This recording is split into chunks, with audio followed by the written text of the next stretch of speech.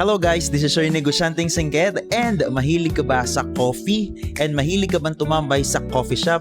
Nako, itutour ko kayo sa isa sa pinaka nagustuhan kong coffee shop dito sa Metro Manila. Alam naman ng mga nanonood sa atin, hindi ako mahilig sa coffee, pero nung pagpasok ko dito, mahilig po ako sa isda. Okay, so this is the Brew and Barrel dito sa Hemadi, New Manila, Corner E. Rodriguez. So pagpasok mo, pakita natin, nagustuhan ko yung vibes kasi medyo tahimik siya, tsaka hindi masyadong marami yung tao. Ito pa yung pinaka kumuha talaga ng attention ko. First na pagpasok ko, ito. Okay, ilapit natin. Mahilig talaga ako sa aquascaping tsaka sa isda. Para kang, di ba, very earthly. Okay, itong design na to. Sobrang ganda. Para ka lang nasa So nakaka-relax. Pagpasok mo, ang dami nilang upuan, maluwag, wala masyadong tao. And ito pa yung maganda. Ang dami dito. Meron ito.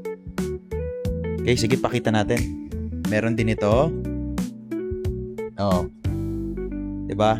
And ito yung nakakatawa. Tingnan nyo guys, may mga isda. Mahilig kasi ako sa isda. Tapos yung lamesa nila, nandyan yung mga fish, diba? Unique. So, nagustuhan ko dahil maraming sakit, tahimik, at saka hindi kasing crowded. Kagaya ng ibang mga coffee shop kung saan tayo laging nandun.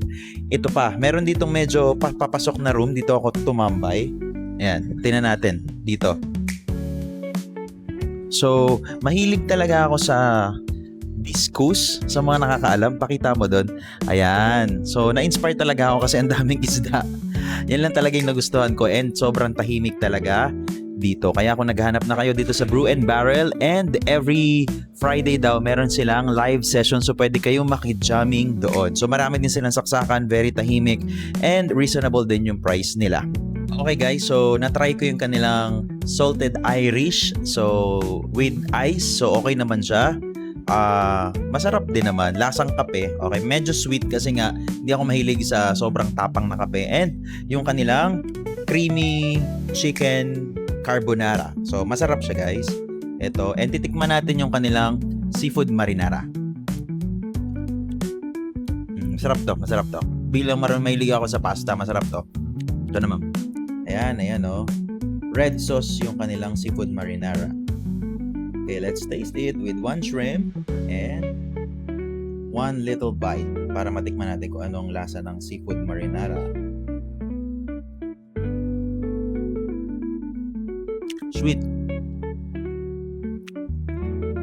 And lasang-lasa mo yung tomato. Sarap siya. Fresh din yung shrimp. Okay to. Pero mas gusto ko to.